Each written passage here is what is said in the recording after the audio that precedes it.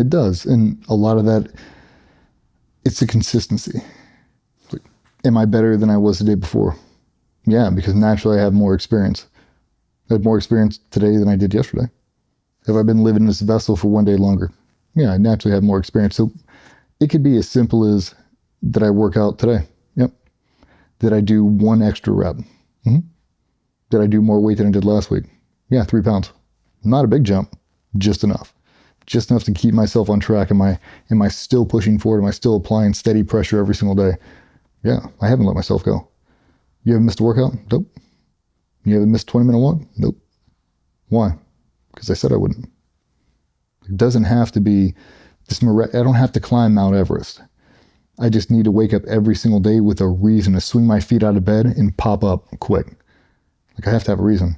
Why? Because I want to be better than I was yesterday. Because the people that I support deserve it. Like, I'm not perfect. I'm an imperfect creature. Ask anybody, they'll tell you. The only difference between me and you is I'm actively trying to get better.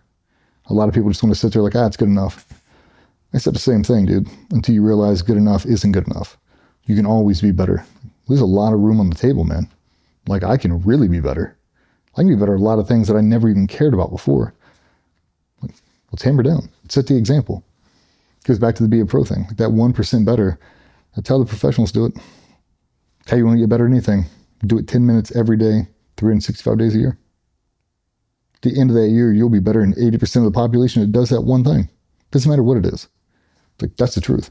It does not take an exuberant amount of time or attention. It just takes steady pressure. And a lot of times, instead of doing it, you just want to scroll through IG for an extra 10 minutes. Well, you don't have to. You could learn a new skill. You could polish on the existing skill. You could have a better conversation with your kids, your wife, grandmother, your mother, whatever. A lot of people just don't want to do it. It sounds too hard. It's like, I don't have the time for that. You don't have the time for that? You're not making the time for that. Same people that, they want to lose weight, but they don't want to diet. They'll go through 40 years of being overweight, and then all of a sudden you see them, and you're like, what happened to you? And you're like, yeah, I finally did this diet, and I finally just stuck with it. And it's like, come to think of it, I never really tried before. I kind of just stopped eating the lean cuisines, and I gained 40 pounds back. Now what? I don't change my diet. I stick to it, and I bring my food with me. I drink my water. I blah, blah, blah. So you just adopted the fact this is what it's going to take. Yeah, it takes what it takes. You just didn't think you'd be able to do it, so you just stopped trying. If you make it digestible and not easy but maintainable, people will get on board with it. And a lot of times they need to see someone show them, like, it doesn't have to be rocket science. It does not have to be so complicated that you couldn't figure this out. Tell everybody, do a 20-minute walk every night after dinner. Do it for a week.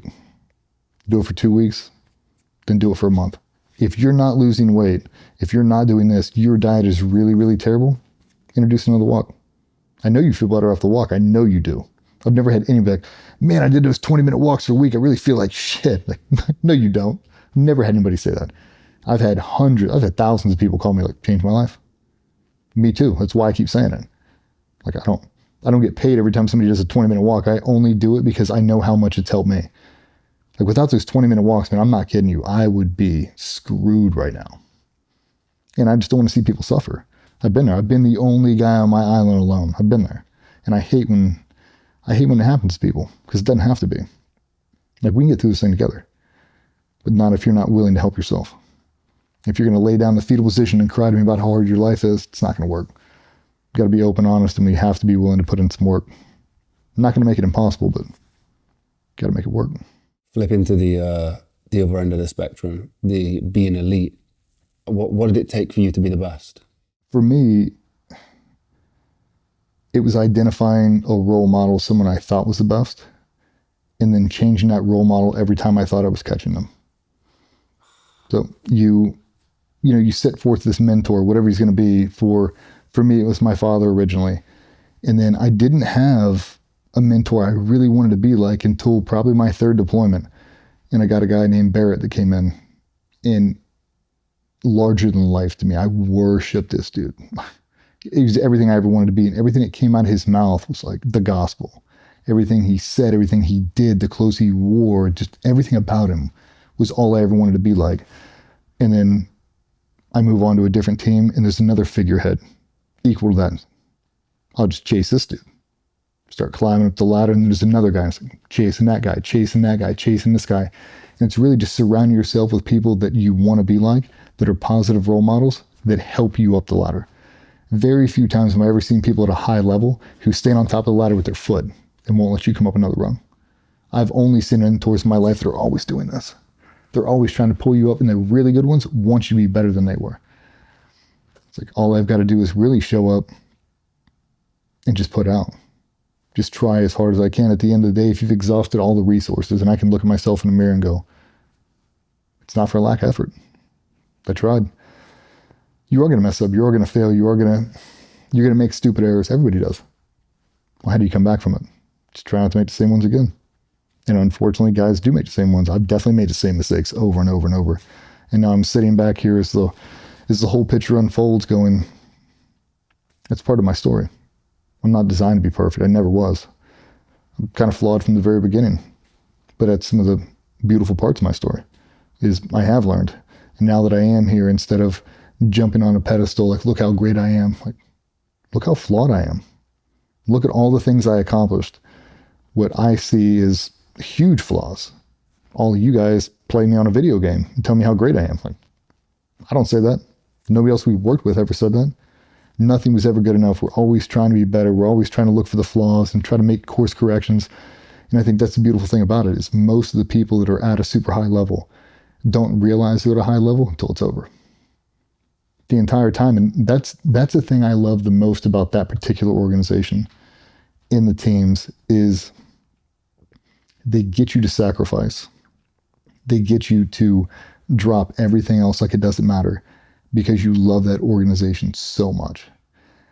You will spend the entire time of your career chasing something that never exists. And about the halfway mark, around the 10-year mark, you realize the perfection you're chasing, you're never going to find.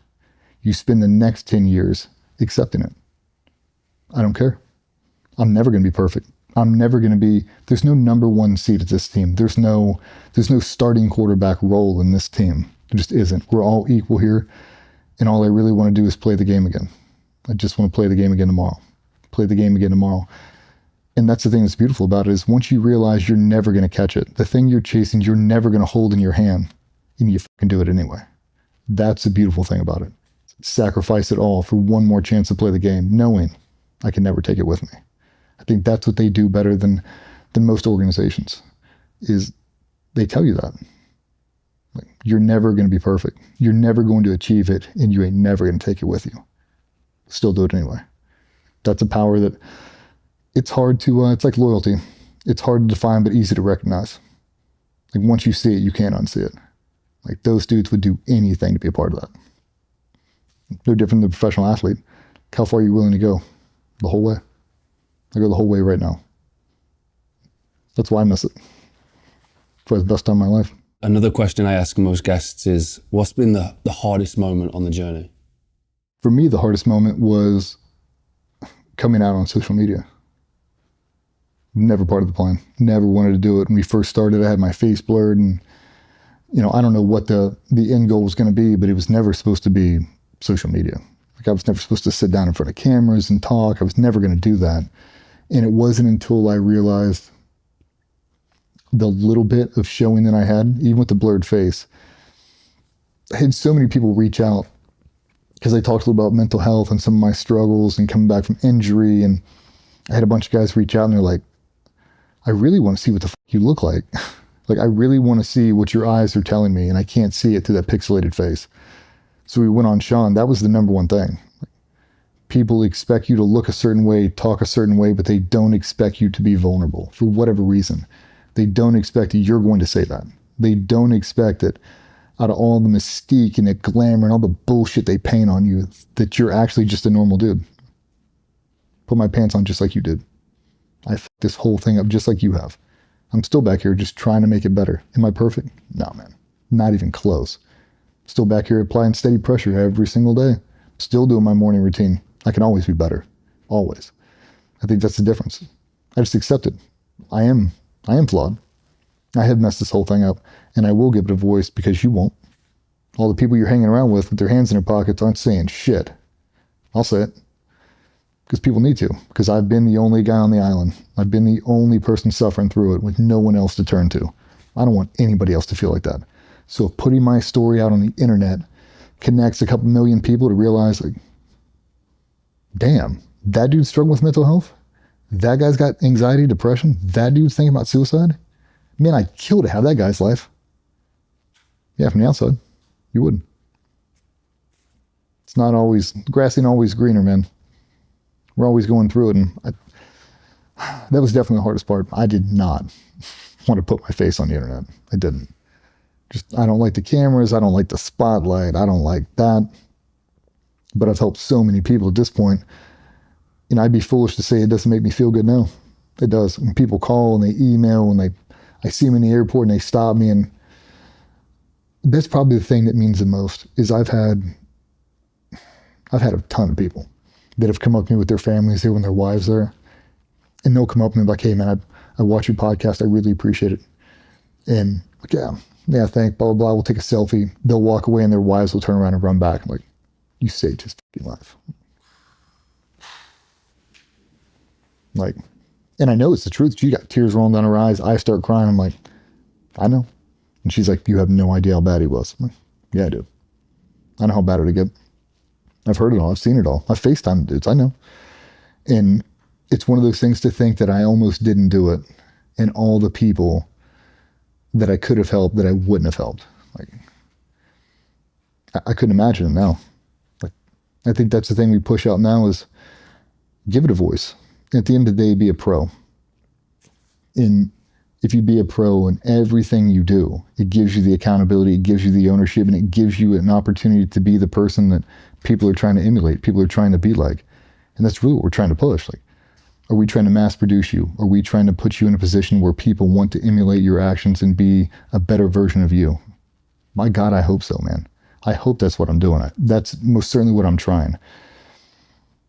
And I tell this story. You want to get into it? Yeah. I tell this story about a fireman. And I told it a couple times, and I give him a name, little Timmy Thompson. And it's got a lot of American culture in it, so hopefully you'll get it. But I tell a story about little Timmy Thompson sitting in the back of his mom's baby blue Ford Taurus station wagon. He's in a reverse seat, and he's probably 5-6 years old. They're at a 4-way intersection. They come to a stop, and he hears this thing coming up behind him. It's screaming like he's never heard anything like it. And you can imagine him. Mom staring forward, looking in the rear view mirror, and little Timmy's just back there. He's just shaking. He can't get his head turned around. He can't see what the fuck it is. And it's getting closer and closer, and it's wailing. It's blistering out. It's 104 degrees. The windows are cracked. It's stifling in this car, and he can hear this thing. It's echoing. It's like a fucking echo chamber. Wow, wow, wow. It pulls up next to him, and he sees a big flash of red. Pulls right up in front of him and screeches to a stop at 45 degree. Comes up on the median, and there's a 3-alarm house fire right there. And this kid sees it from 30 feet. He's like looking over in the passenger seat, and this big ass dude jumps out of the front of it. Huge handlebar mustache, short sleeve shirt, looks like an NFL linebacker. Drops his hat, grabs an axe, and throws it over his shoulder and looks back at that kid and went, gives him a wink. It runs inside that house fire. Everybody else throwing all this shit, they all run inside. From that moment on, every single Christmas, every single birthday, little Timmy Thompson has wanted to be a fireman. His mom bought him every single fire truck, every single fireman birthday cake, every single birthday party you could ever have for a fireman. That is what he's done. That is the only thing, that singular event has infected this kid his entire natural life. Now he's 17 years old.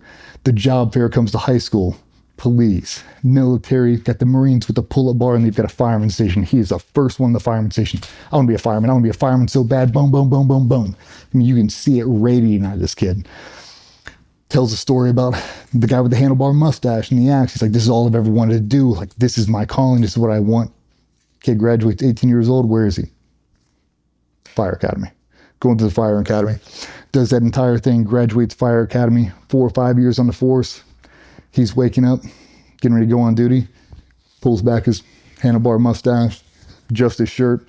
Now he's 6'1", 240 pounds. He looks like that that NFL linebacker, he jumps in a truck, he's driving it.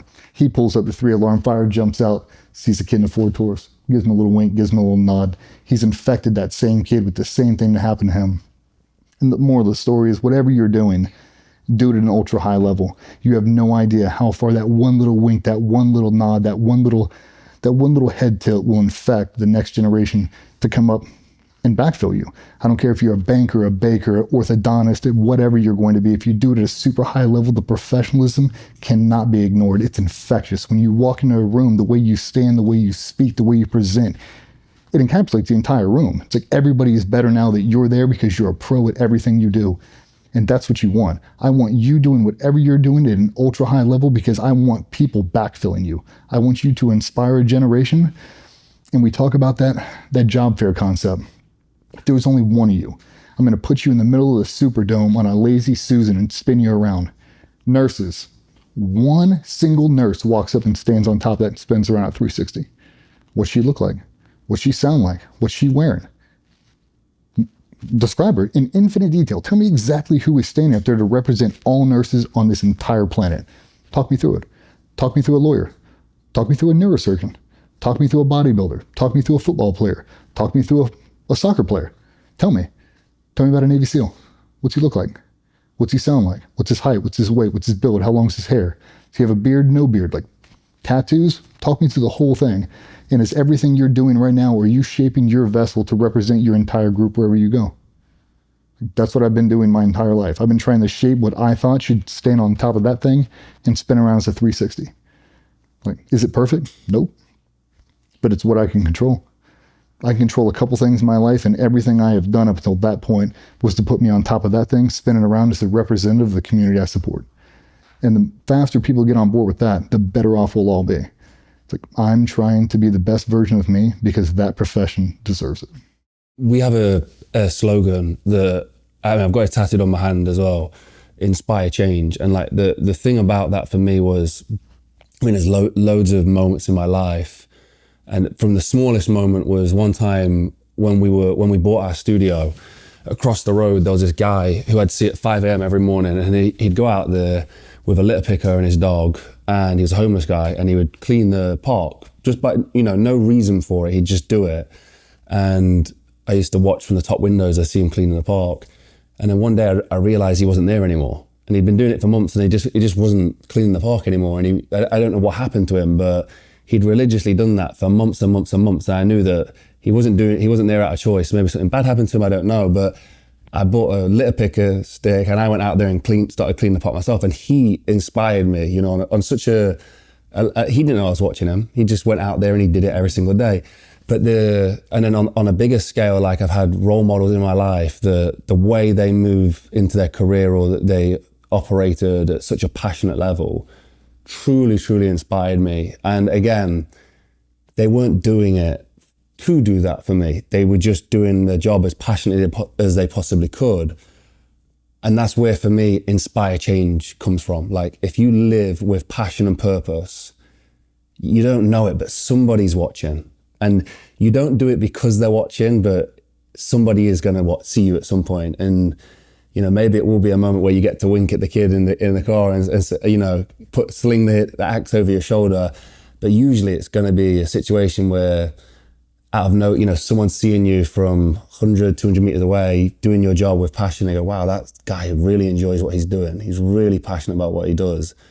And I wish that everybody could have that, have that understanding that they really can be, whatever profession it is, have that impact on people's lives in a massive way. I mean, you guys are rock stars, what you do, and I know our audience is inspired by special forces, like, in a massive way.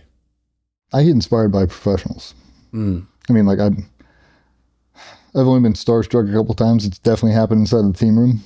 I get more starstruck by a lot of the wives, if I'm being honest. But people that do anything at a professional level, like an ultra high level, you can't ignore it. When you see it, it doesn't matter if you're Hans Zimmer, if you're Steven Spielberg. At an ultra high level, you see the sacrifice it takes to be that guy.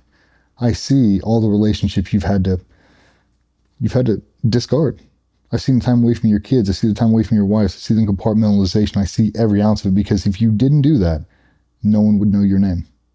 No one would remember you. You'd be just like the rest of us. You had to go above and you had to sacrifice more. And now that you have, you'll be remembered forever, because you are one of these standouts. You sacrificed more than most, but more importantly is you inspired everyone else to mirror what you've done, whether that be in the production output or in the actual sacrificial nature of your life. Like, he sacrificed more than everybody else.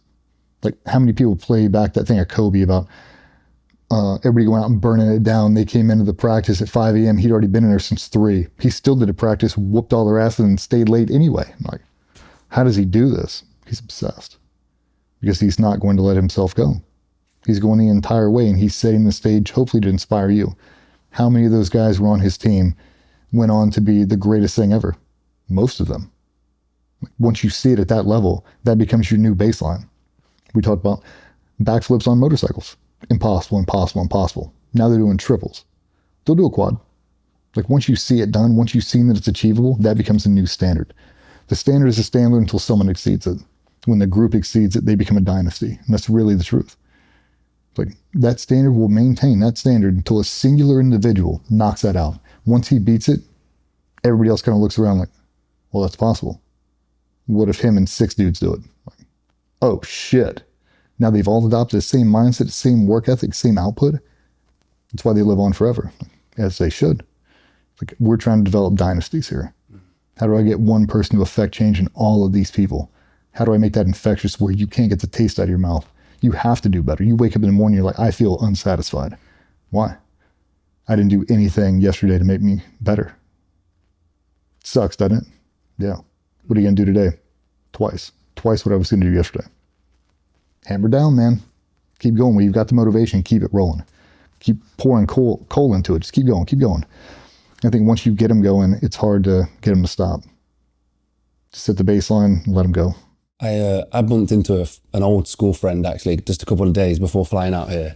And I was on the park with my son, and I bumped into him, and he says, do you ever just stop and look at your peers around you and see how far you've come in comparison? And I stopped and I was like, I have new peers. Like, I have new people around me now. Like, no, I don't, because the people I have around me now are so much greater, and I think that's really important, to surround yourself, if you're trying to be great, with greatness, with people that are better than you, people who you aspire to be like. The friends that I have now, when I'm in their company, give me so much energy, and I'm like, I need to be better. Like, these guys are doing it. I need to be so much better than I am right now.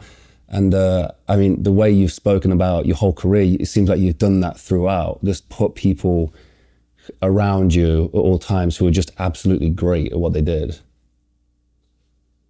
And I do have the luxury that place just fosters really, really good performers. The military does in general, but in all walks of life. But that is my secret, is I surround myself with people that I want to be like. Your organization. And I implement what they do. If you look at Kobe Bryant's morning routine, if everyone would just stop, and whatever it was, how ridiculous it is, if everyone on the earth stopped and did that for 30 consecutive days, you'd be better. You've already seen the magic. It already works. It's like they've already set the foundation. All you got to do is just follow the plan. It's like, well, they wake up at this time, they go to bed the same time I do. Just the stuff they do in between is so much better, so much more productive. How do they do that? Well, they learned it from somebody. Oh, yeah, that makes sense. Well, just do that. Surround yourself with new people. Every time you go to that big fish, small pond, just stay away from that. If you're the smartest dude in the group, find a different group. If you're the strongest guy in a group, find a different group. There's always someone stronger, always someone bigger, better, faster. Just surround yourself with those people. It'll naturally rub off, and it just elevates your game that much more. I don't care if you're playing basketball, you're playing pool, whatever you're doing. If you play with high-level people, your game naturally gets better. It just will. A lot of people just want to get stuck, and they want to make Tuesday feel just like Monday. I don't want to do that. I'd like to live a routine, but not the same routine every day. I'm trying to get better every single day. In order to do that, I have to keep my look up and out. I've got to be looking for new people to chase. Like, oh, that guy's really good at that. Come over here. Show me how to do that. Actually, don't even show me. Just keep doing it. Let me watch it for a minute. That's really what it is. To me, that's kind of the meaning of life. how far can I get, but how far can I get the people around me? Like, I don't want to finish first. I just want to finish. If all my crew beat me and I came in dead last, that is not a bad thing. I think that's the difference now. Pre going to Mexico is now I don't want to be first. I'm fine with being dead last in this pack because if we're being honest, I'm setting the baseline of what is minimum standard. We got a really high fucking standard. And that's what we do with everybody. I just want you to be better than me because that just keeps me chasing you. I don't want to be the front runner. I don't want to be the strongest student here. I'm happy with being average because the average is so high in this room, it doesn't matter.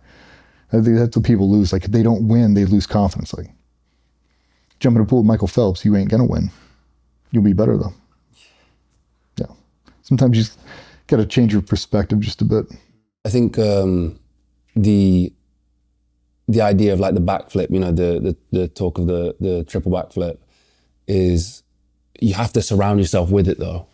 Like I think social media, TV and all that kind of stuff is good and it is inspiring. Like to me, it's very inspiring. I've always said documentary film is probably the most inspirational medium. But when you go and meet that person, you're around that person, you realize that they are blood, flesh, guts, just like you. And if they can do it, then really you should be able to do it if you were willing to put in everything that they've put in. So I'm curious, did you seek out those people? Did you make a point of that, of like, I'm going to find good people to have around me at all times? That was one of the lessons that guy Barrett told me when I wanted to go. Like, about screening and selection and preparation, all of that, you have to surround yourself with people that want to be on the same path you are. If they're ahead of the path, it's even that much better. Now you have someone to follow. You see the blueprint out in front of you, but you have to constantly be reassessing. Who am I trying to be? What's that mentor? And then what's the mentor that he's looking at? He's not looking back, seeing if I'm chasing him. He's looking for the next guy. I'm looking over his shoulder. Who's the guy he's chasing?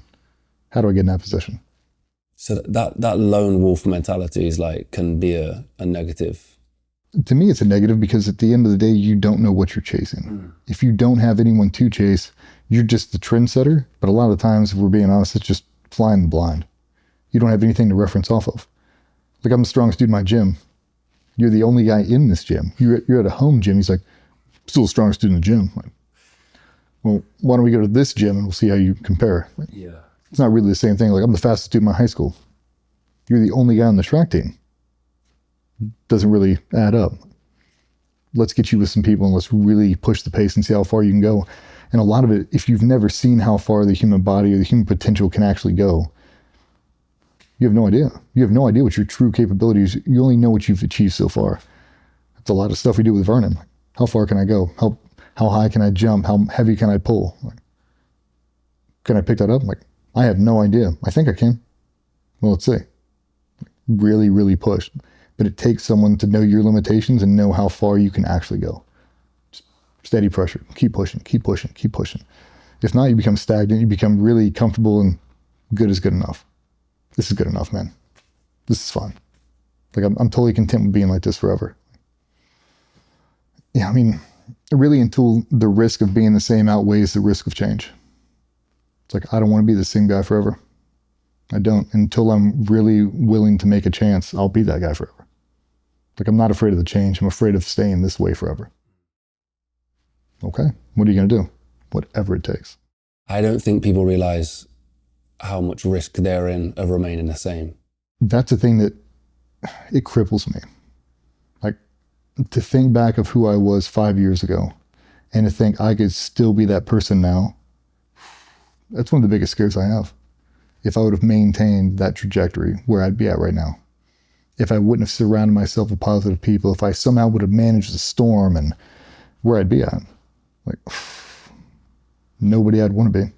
Definitely not clonable. I wouldn't want 25 me running around. Not back then. There are moments in my life where ultra proud of who I am and what I've done and what I've contributed, and moments in my life where I couldn't be more embarrassed. I look at it. Is that a professional answer? Why'd I do it? Here, stone cold sober, I have no idea. I think that's the thing that plagues me the most. If I look back on the big errors I've made, there's only one thing I'll tell you, and I think a lot of people get a lot out of this. Every single mistake I've ever made in my life that I can recall right now could have been solved with a singular question. is what I'm doing now or what I'm about to do benefit my group in any way? No. Does me drinking a six-pack and driving make my team better? Nope. Does me getting shit-faced and staying out till 4 a.m. in downtown LA when I've got a wife and 2 kids at home make me better? Nope. Does it make my family better? No. Does it hurt my family? Does that affect my job too? So you're actually hurting the team. Yep. Does skipping the gym make my team better? Nope. Taking all these drugs make me better? Nope. It's like at the end of the day, if you just look at it in that, everything I do physically, everything I do in my morning routine is for the optimal end state. Does that support the optimal end state? No. What are you doing? It solves itself. And I had a troop chief that told me that everything you're doing should be purpose built. Is wearing that t-shirt represent my group? No. You fucking take it off. Roger that. Right? Just as simple as that. Everything you do, everything you say represents all of us. Are you proud of what you just said? You proud of the way you act in front of these people? No, neither are we. Like, oh, fuck. It's heavy, man. Like, the responsibility you have. You know, I'm a steward of people's time and energy and attention. You're a professional. You spent your whole life earning your position in this team, and I just pissed it away by wearing this stupid ass t-shirt and saying this out of my mouth. Like, okay. So now everything I do now, I just ask myself that. Is this potential to hurt your team? My team being my family? Yeah. So I'm not going to do it. Does this potentially hurt GBRS? Potentially. Don't do it. Then I don't. And it solves itself. Like now there's just more checks and balances. I just look at it objectively. That doesn't make them better. I'm not doing it. I'm not doing it. Kind of a boring life, but it really keeps you accountable. Any scenario you throw on the table, anything, just throw it on the table. Does it make your company better? No, that doesn't. Then why the fuck are you doing it? Because you're putting your individual needs above the needs of the group. And that's the big thing that cannot happen. If you start thinking like an individual in a team setting, that's an issue. Like, well, I need this. Like, you need that or we need that? So we don't need that. Oh, okay. It really does start to solve everything you've ever wanted to know. If you ever want to be part of a team being your family, your best friend, whatever that is what you're doing or about to do, help that team. If the answer is no, don't do it. Just don't. And I think when people start to adopt that kind of mindset, they really become accountable and they really become professional and they really see how important they are to that entire team concept. Like your position really does matter. We don't just grow you on trees. We need for you to be here at 100%. And if you're not going to be, then pack your shit and leave. Matters though. Yeah. How far you're willing to go for the group, how much you're willing to sacrifice to put them before yourself. I love that. I know there's so many things that people can take away from this conversation, but I feel like we're just scratching the surface. Like I feel like I could talk to you forever. But what I always do is try and direct people in the right direction. After this conversation, if they wanted to take action, where's the best place they could go? Like what's the best thing they could do? I know you do a lot of work with people at the moment to try and help them with their mental health and all this kind of stuff, like with routine and stuff. Is there somewhere they can click a link and find resources? I mean, for us, they can go to our website. We've got a really good Patreon channel. We put a lot of mental health stuff on there. A lot of these type of conversations lie on there, and a lot of it's because it's a private subscription group. We've got a bunch of different tiers in there, and the stuff we get into, we don't put on the internet because it's not for everybody. It's for people that are really struggling, and then we do group chats. So we'll get on a live stream. I'll bring up 5 or 6 topics, and we'll just cycle through them. So the last one we did was adult mental health, dealing with anxiety, pressure to perform, dials and switches, and we'll just go through the entire thing for a 2-hour block. And I'll just give you a master's class on dials and switches inside of your reality. So talk me through your day, and guys will talk through their morning routine. I was like, that's not a morning routine. You wake up at 9 a.m. That's not a morning routine. We got to get you a morning routine. Then we just talk about it. A lot of that is that. And then anybody who's really struggling with the mental health, if you're not actively combating it, if you have not set a purpose-built structure in your day to put yourself at the optimal side of your morning, it's never going to get better, man. These guys who they just cruise through life like, I'm not doing this, I'm not doing that. It'll eventually work itself out. It won't. Not in my experience. It's never solved itself for me. I've never just woke up one day and it's like a crank in your neck. You just wake up, it's gone. I've never heard of that. Maybe it's like that for some people. It's not like that for me. It takes steady pressure every day. And I mean, if guys are interested, if you're a service member and you're thinking about going down to Mexico and doing some of that, that's, I'll give you a link to that. That's the organization. They're 501c3. Amazing, yeah. They raise funds to send special operations guys down to a bunch of different charities who are doing it now. That clinic down in Mexico I went to saved my whole life. It just did. And anybody who's really struggling, if you have exhausted all the options and that is something you are able to do, I highly recommend it. For anybody who doesn't have a pre-existing health condition that might preclude them from doing it, I will say I tried everything.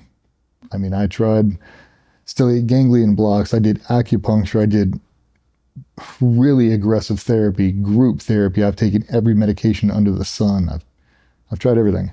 And the only thing that snapped me out of it completely in one shot was Ibogaine and 5-MeO.